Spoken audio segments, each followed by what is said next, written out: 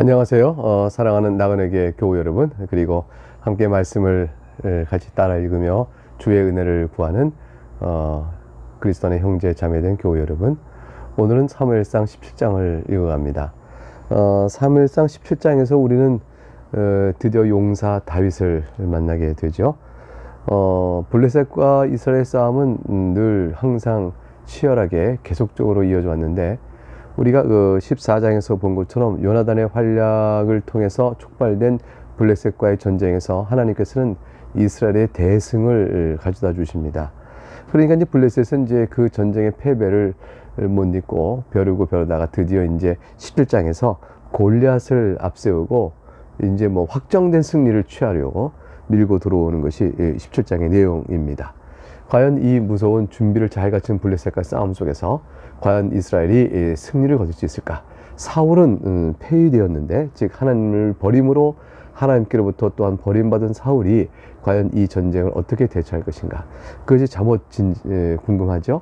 그런 상황 속에서 하나님께서는 준비된 다윗을 들어서 나타내 보이시는 계기를 삼게 됩니다. 오늘은 이제 유명한 이야기고요. 또 17장이 무려 58절이나 되기 때문에 내용을 주로 읽어가는 것으로서 오늘 진행을 하고자 합니다. 저와 같이 한번 성경을 쭉 읽는다고 생각하시고 들으시면 감사하겠습니다. 먼저 1절부터 3절은 서로 이스라엘과 블레셋이 전쟁을 하기 위해서 서로 진영을 갖춘 대목이 이제 나타납니다. 1절, 블레셋 사람들이 그들의 군대를 모으고 싸우고자 하여 유다에 속한 소고에 모여 소고와 아세가 사이에 에베스담밈에 진침해 사울과 이스라엘 사람들이 모여서 엘라 골짜기에 진치고 블레셋 사람을 대하여 전열을 벌였으니 블레셋 사람들은 이쪽 산에 섰고 이스라엘은 저쪽 산에 섰고 그 사이에는 골짜기가 있었더라. 이 전투에서 이제 블레셋이 먼저 한 장수를 내보냅니다. 그것이 우리가 아는 골리앗인데 4절부터 7절에 이렇게 소개가 되어 있습니다. 블레셋 사람들의 진영에서 싸움을 도두는 자가 왔는데 그 이름은 골리앗이요 가드 사람이라. 그의 키는 6규빗 한 뼘이요. 이게 오늘의 도량으로 다시 환산하면 약 290cm가 됩니다. 거의 3m 육박하는 사람의 체격을 갖고 있습니다. 머리에는 녹투구를 썼고 몸에는 비늘 갑옷을 입었으니 그 갑옷의 무게가 놋 5,000세겔이며 그의 다리에는 놋 각반을 쳤고 어깨 사이에는 놋 단창을 메었으니 7절, 그 창자는 배틀채 같고 창날은 철 600세겔이며 방패에 든 자가 앞서 행하더라. 그 창자루가 배틀 같다. 엄청 큰 거예요. 창자도 엄청 크고 창날은 600세겔이니 약 한 7kg나 가까이 됩니다. 근데 이분이 입었던 이 골리앗이 입었던 갑옷의 무게가 5,000세겔이라고 그랬잖아요. 그러니까 무려 8배, 그러니까 56kg, 한 거의 60kg에 육박하는 갑옷을 입고 있습니다. 갑옷의 무게는 60kg나 가까이 가고 창날은 철만 해서 창날은 철만 약 한 7kg가 되니까 그 뭐 엄청난 장수죠. 아주 장사가, 키도 큰 장사가 앞에 탁 섰습니다. 어떻게 감당할까요? 이 골리앗이 이스라엘을 모독합니다. 8절 10절 말씀. 그가 서서 이스라엘 군대를 향하여 외쳐 이르되 너희가 어찌하여 나와서 전열을 벌였느냐? 나는 블레셋 사람이 아니며 너희는 사울의 신복이 아니냐? 너희는 한 사람을 택하여 내게로 내려보내라. 그가 나와 싸워서 나를 죽이면 우리가 너희 종이 되겠고 만일 내가 이겨 그를 죽이면 너희가 우리 종이 되어 우리를 섬길 것이니라. 아주 뭐 장담을 합니다. 아주 호언장담하며 뭐 승리를 확신하고 있는 것이죠. 10절, 그 블레셋 사람이 또 이르되 내가 오늘 이스라엘 군대를 모욕하였으니 사람을 보내어 나와 더불어 싸우게 하라 한지라.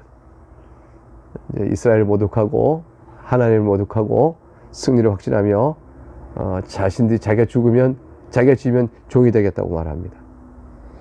이제 사울과 온 이스라엘이 이걸 듣고 분해서 하나님께 기도하고 나가기보다는 11절에 블레셋 사람이 이 말을 듣고 놀라 크게 두려워하니라. 하나님께서 함께 하시니 블레셋과 싸워 이겼고 아말렉과도 싸워서 이겼고 연승을 거두며 사울이 공관 왕권의 위시를 가질 수 있었는데 지금 형편없이 지금 두려워하고 있습니다. 공포에 쩌들어 있는 것이죠. 두려워할 수 있지만 하나님께 매달려 기도하는 일이 없는 겁니다. 다윗의 집안이 소개되고 있습니다. 이제 하나님께서 준비된 상황을 열어가는 것이죠. 12절부터 쭉 16절까지 소개되고 있습니다. 다윗은 유다 베들레헴 에브라 사람 이세라 하는 사람의 아들이었는데 이세는 사울 당시 사람 중에 나이가 많아 늙은 사람으로서 8 아들이 있는 중 그 장성한 세 아들은 사울을 따라 싸움에 나갔으니 싸움에 나간 세 아들의 이름은 장자 엘리압이요 그 다음은 아비나답이요 셋째는 삼마며 14절 다윗은 막내라 장성한 세 사람은 사울을 따랐고 15절 다윗은 사울에게로 왕래하며 베들레헴에서 그의 아버지의 양을 칠 때에 그 블레셋 사람이 40일을 조속으로 나와서 몸을 나타내었더라. 40일 동안이나 조속 아침정으로 나타나서 이스라엘 조롱하고 하나님을 욕되게 하고 그가 간 것입니다. 이제 다윗의 집안을 쭉 소개한 것은 다윗을 등장시키기 위한 것인데 근데 다윗의 집안이 힘 있는 게 아니라 다윗에게 있는 겁니다. 다윗의 집안의 큰 셋은 결국 사울을 따라 전쟁터에 나갔지만 아무런 역할을 못하고 있습니다. 근데 이제 다윗은 양을 치고 있었기 때문에 또 나이가 어려서 전투에 나갈 형편이 못 됐죠. 어떻게 나갈 전투하는 현장을 어떻게 가볼 수 있게 되었을까요? 17절부터 21절에 그 내력이 나옵니다. 17절 이새가 그의 아들 다윗에게 이르되 지금 내 형들을 위하여 이 볶은곡식 한 에바와 이 떡 10덩이를 가지고 진영으로 속히 가서 내 형들에게 주고 이 볶은곡식 한 에바는 것은 약 23리터나 되고 있는 곡식의 양입니다. 거기다가 떡 10덩이를 가지고 가라 했으니까 상당한 양의 전투 식량을 주었죠. 각각 전투에 나간 자들이 자기 먹을 거 자기 가져와야 됐던 시절입니다. 또 이 치즈 10덩이를 가져다가 그들의 천부장에게 주고 네 형들의 안부를 살피고 증표를 가져와라. 안전한지 그렇지 않은지 형편을 살펴 그 내용을 알 수 있게끔 증표를 갖고 와라 했습니다. 19절 그때 사울과 그들과 이스라엘 모든 사람들은 엘리 골짜기에서 블레셋 사람들과 싸우는 중이더라. 다윗이 아침에 일찍 일어나서 양을 양치는 자에게 맡기고 이새가 명령한 대로 가지고 가서 진영에 이른즉 마침 군대가 전장에 나와서 싸우려고 고함치며 21절 이스라엘과 블레셋 사람들이 전열을 벌이고 양군이 서로 대치하였더라. 근데 다윗이 가서 보니까 저 골리앗 하는 말에 그 의로운 분노를 참아낼 수가 없었던 겁니다. 그래서 자기가 싸우겠다는 축전의지를 표명하죠. 22절부터 27절입니다. 다윗이 자기의 짐을 짐시키고 있는 자의 손에 맡기고 군대로 달려가서 형들에게 문안하고 그들과 함께 말할 때에 마침 블레셋 사람의 싸움은 도두는 가드 사람은 골리앗이라는 자가 그 전에서 나와서 전과 같은 말을 하고 다윗이 들으니라. 24절 이스라엘 모든 사람이 그 산을 보고 심히 두려워하여 그 앞에 도망하며 25절 이스라엘 사람들이 이르되 너희가 이 올라온 사람을 보았느냐 참으로 이스라엘을 모욕하러 왔도다. 그를 죽이는 사람은 왕이 많은 재물로 부하게 하고 그의 딸을 그에게 주고 그 아버지 집을 이스라엘 중에서 세금을 면제하게 하시리라. 다윗이 곁에 서 있는 사람들에게 말하여 이르되 이 블레셋 사람을 죽여 이스라엘의 치욕을 제거하는 사람에게는 어떠한 대우를 하겠느냐. 이 할례받지 않은 블레셋 사람이 누구에게 살아계신 하나님의 군대를 모욕하겠느냐. 다윗은 승리를 확신하고 무슨 대우를 주겠냐고 말합니다. 백성이 전과 같이 말하여 이르되 그를 죽이는 자에게는 이러이러게 하시리라 하니라. 다윗은 축전 의지가 확 오른 겁니다. 아니 이것은 말이 안 된다. 하나님은 살아계신 하나님을 이렇게 모독하다니 저자는 마땅히 하나님께서 저자에게 저주를 내려서 저자를 죽이야 마땅할 것이다. 이런 이제 전투 의지를 갖게 되어지죠. 그러니까 다윗의 분노는 어린 아이의 그냥 무분별한 용기가 아니었습니다. 하나님의 언약 백성을 향한 저들의 그 공격에 대한 그 저주에 대한 강한 분노였습니다.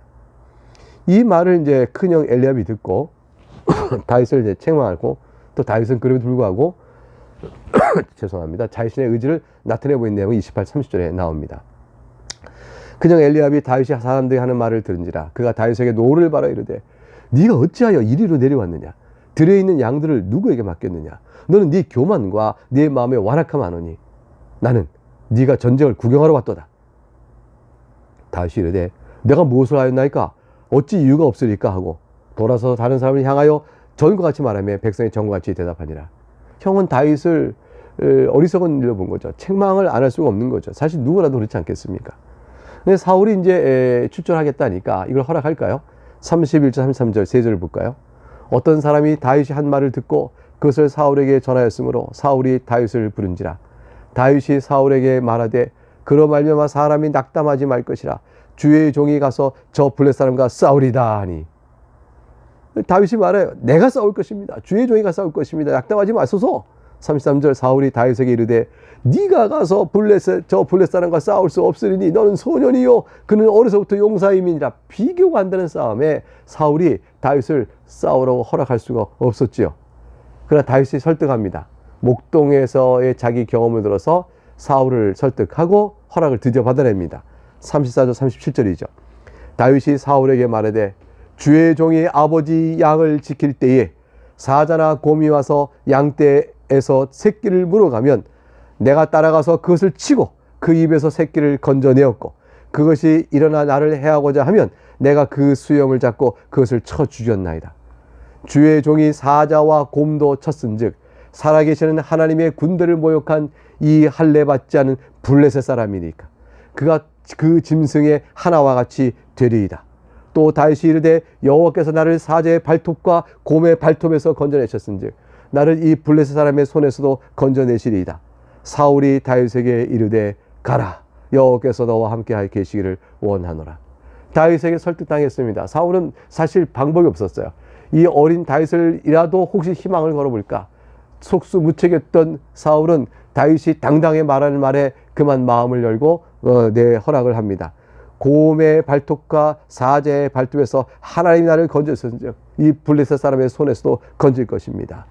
살아계시는 하나님의 군대를 모욕한 이 할례 받지 않은 블레셋 사람을 내가 어찌 곰이나 사자를 죽였을 때 하나님 나와 함께 하셨는데 이 자와 싸울 때 하나님 어찌 함께 하지 않으시겠습니까? 짐승과 같이 하나 될 것입니다. 다윗이 당당하게 얘기했습니다. 경험을 두고 얘기했습니다. 사실적 근거가 있고 다윗은 눈빛이 빛났을 것입니다. 결국 허락했습니다. 그러면 이제 다윗이 이제 블레셋과 싸우러 전투 장비를 하고 나가야 할 터인데 그만 다윗은 물맷돌만 갖고 갑니다. 38절 이에 사울이 자기 군복을 다윗에게 입히고 노투구를 그의 머리에 쓰고 또 그에게 갑옷을 입히매 다윗이 칼을 군복 위에 차고는 익숙치 못함으로 시험적으로 걸어보다가 사울에게 말하되 익숙하지 못하니 이것을 입고 가지 못하겠나이다 하고 곧 벗고 손에 막대기를 가지고 또 시내에서 매끄러운 돌 5을 골라서 자기 목자의 제구 곧 주머니에 넣고 손에 물매를 가지고 블레셋 사람에게 나가니라. 이 물매는 매끄러운 돌을 넣어서 놓고 막 휙 돌려서 휙 던지는 거죠. 거의 한 180m까지 휙 날아가게 됐답니다. 멀리 나간 사람은. 그 180m까지 나가는 그 강력한 힘으로 쭉 나가면서 이 돌이 단단해가지고 이 갑옷을 툭 뚫기도 하고요. 투구를 툭 찌그러뜨거나 투구를 뚫기도 했었다. 잘 던진 사람의 경우 그런 경우도 있었다고 얘기를 합니다. 이게 다윗도 상당히 물맷질에 아주 능숙했고 다윗의 이제 그 물맷돌의 그 정확도도 상당히 했겠죠. 그러나 그거 갖고 이 지금 골리앗과의 싸움 속에서 과연 이길 수 있을까요? 사자를 물맷돌로 잡았고 곰도 물맷돌로 잡았다 하지만 과연 그게 그 물맷돌의 강력함과 그 정확도가 골리앗을 이길 수 있을까요? 골리앗은 투구 썼죠. 온 비닐갑을 입었죠. 틈새가 없습니다. 그런 가운데 어떻게 할 수 있을까? 이 싸움은 사실 쉽지 않은 싸움이고 다윗에게서 승리를 우리가 기대할 수 없는 그런 싸움인 것입니다. 그러니 골리앗이 이 다윗이 나온 걸 보고 다윗이 싸우러 나온 거 보니까 업신여기지 않을 수가 없겠죠. 그러나 다윗이 당당하게 골리앗에게 저주를 선언합니다. 그게 41조 47절 말씀을 보겠습니다. 블레셋 사람이 방패든 사람을 앞세우고 다윗에게로 점점 가까이 나아가니라. 그 블레셋 사람이 둘러보다가 다윗을 보고 업신여기니 이는 그가 젊고 붉고 용모가 아름다움이라. 어린아이 같다는 거죠. 43절 블레셋 사람이 다윗에게 이르되 네가 나를 개로 여기고 막대기를 가지고 내게 나왔느냐 하고 그의 신들의 이름으로 다윗을 저주했습니다. 이가 뭐 다윗의 그의 신들, 그러나 그 신이 다윗을 볼 때 뭐야? 우상에 불과한 것이 거짓 신입니다. 그 저주가 힘이 있을 리가 없죠. 44절 그 블레셋 사람이 또 다윗에게 이르되 내게로 오라. 내가 너의 살을 공중의 새들과 들짐승들에게 주리라 하는지라. 자, 다윗이 겁먹고 공포에 시달려 도망가지 않을까요? 45절 다윗이 블레셋 사람에게 말합니다. 너는 칼과 창과 단창으로 내게 나오거니와 나는 만군의 여호와의 이름 곧 네가 모욕하는 이스라엘 군대의 하나님의 이름으로 네게 나아가노라. 아주 당당한 선전포고죠. 당당한 기세로 다윗이 맞습니다. 조금도 흔들리지 않습니다. 만군의 여호와의 이름으로 내가 나간다. 46절 오늘 여호와께서 너를 내 손에 넘기시리니 내가 너를 쳐 네 목을 베고 블레셋 군대의 시체를 올 공중의 새와 땅의 들짐승에 주어 온 땅으로 이스라엘의 하나님이 계신 줄 알게 하겠다. 블레셋은 다윗을 잡아 공중에서 알 들짐승에 먹이기를 주겠다 하지만 다윗은 도리어 말합니다. 내 시체를 땅의 들짐승과 공중의 새에게 주어. 목적은 이겁니다. 온 땅으로 하나님이 이스라엘 가운데 계심을 알게 하겠다. 다윗은 자신의 영광과 자부심과 욕망이 없습니다. 오직 하나님의 영광만을 위하여 이 싸움을 하러 나간 것이죠. 47절 또 여호와의 구원하심이 칼과 창이 있지 아니함을 이 무리가 알게 하리라. 전쟁은 여호와께 속한 것인즉 그가 너희를 우리 손에 넘기시리라. 명언 중에 명언이 나왔습니다. 전쟁은 여호와께 속한 것입니다. 하나님께서 다윗을 그렇게 장비 없이 나가게 하신 것은 구원하심이 칼과 창이 있지 않다는 걸 보이기 위함이고 다윗은 바로 그것을 목적으로 했습니다. 하나님이 함께 하신다. 자, 싸움이 어떻게 됐을까요? 이 무모한 싸움 같은 이 싸움에 다윗의 호기와 기세는 좋았지만 과연 어땠을까요? 48절에서 54절 블레셋 사람이 일어나 다윗에게로 마주 가까이 올 때에 왔겠죠. 다윗이 블레셋 사람을 향하여 빨리 달리며 손을 주머니에 넣어 돌을 넣어 물매로 휙휙휙휙 던지니 블레셋 사람이 이마를 탁 치매 돌이 그 이마에 박히니 땅에 엎드러지니라. 투구로 다 얼굴 이게 다 가렸지만 이마 이 부분의 빈자리에 정확하게 돌이 달라가 그냥 나가서 이마의 뼈를 깨고 박혀버린 겁니다. 이 속도가 얼마나 강력했습니까? 그 다윗의 물매는 정확도와 속도가 있었고 그렇다 할지라도 그것이 탁 박히게끔 거기에 들어가게 하신 하나님의 섭리와 도우심의 역사가 정말 드러나는 것이죠. 다윗은 자기 솜씨를 자랑하지 않았죠. 이것은 바로 하나님이 하신 싸움이라. 하나님께서 그 일을 있게끔 하신 그 사실 다윗은 고백하지 않을 수가 없었습니다. 물맷돌로 곰과 사자를 쳤던 다윗이지만 자기 자신도 하나님께서 이 승리를 준 그 하나님의 놀라신 능력과 함께 하심을 찬송하게 되었습니다. 50절 다윗이 이같이 물매와 돌로 블레셋 사람을 이기고 그를 쳐 죽였으나 자기 손엔 칼이 없었더라. 다윗이 달려가서 블레셋 사람을 밟고 그의 칼을 칼집에서 빼내어 그 칼로 그를 죽이고 그의 머리를 베니 블레셋 사람들이 자기 용사의 죽을 보고 도망하는지라. 이스라엘과 유다 사람들이 나서 소리지르매 블레셋 사람을 쫓아 가이와 에그론 성문까지 이르렀고 블레셋 사람들의 부상자들은 사라임 가는 길에서부터 가드와 에그론까지 엎드러졌더라. 대승을 이스라엘이 걷게 되어집니다. 53절 이스라엘 자손이 블레셋 사람을 쫓다가 돌아와서 그들의 진영을 노략하였고 그러니까 그들의 전투했던 본영, 진영까지 다 놔두고 막 도망갔으니까 그냥 쫓아가 다 치다가 이제 끝나고 돌아와서 진영을 노략하고 54절 다윗은 그 블레셋 사람의 머리를 예루살렘에 가지고 갑주는 자기 장막에 두니라. 입었던 갑주는 기념으로 자기 장막에 두고 머리는 예루살렘에 가져왔습니다. 이제 그 승리를 보고 사울이 너무 놀라면서 다윗이 어느 집안의 출신인지를 묻습니다. 55절 56절이죠. 사울은 다윗이 블레셋 사람을 향하여 나아가는 보고 군사령관 아브넬에게 묻되 이 아브넬아 이 손이 누구의 아들이냐. 아브넬이 이르되 왕이여 왕의 사실을 맹세하옵나니 내가 알지 못하나이다 하매 왕이 이르되 너는 이 청년이 누구의 아들인가 물어보라 하였더니 다윗이 블레셋의 목을 탁 친 다음에 그걸 데리고 이제 가지고 다 사울 앞에 탁 인도함을 받고 나간 겁니다. 과연 싸우러 나갈 때 저와 저리 누구 집안의 아들이길래 저렇게 무모한 싸움을 하는가. 사울이 생각했지만 그러나 당당하게 다윗은 블레셋 사람의 머리를 손에 들고 사울 앞으로 옵니다. 57절 58절이죠. 다윗이 그 블레셋 사람을 죽이고 돌아올 때 그 블레셋 사람의 머리가 그의 손에 있는 채 아브넬이 그를 사울 앞으로 인도하니 58절 사울이 그에게 묻되 소년이여 누구의 아들이냐 하니 다윗이 대답하되 나는 주의 종 베들레헴 사람 이새의 아들이다 하니라.